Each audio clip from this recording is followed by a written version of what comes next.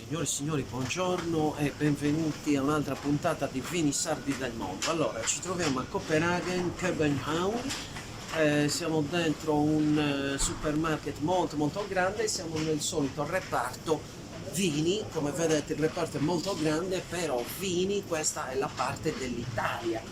E quindi, come vedete, cosa troviamo? I cecchi, i piccini, cioè il fonterruttoli, ma che è sta roba? Cioè il Chianti chiaramente, perché i siciliani vendono tutto, vedete, Chianti riserva toscana, insomma vini dal Veneto, vino biologico italiano addirittura, chiaramente non c'è un vino sardo, come al solito i sardi non riescono a vendere fuori perché il maggior offerente è zio Gavino di Ortacesus e quindi niente, come al solito sappi, nel mondo il vino non c'è solo tutta questa roba Puglia e loro vendono, però i sardi no. Vabbè, come al solito, anche questa volta non l'abbiamo trovato, quindi vi salutiamo alla prossima puntata.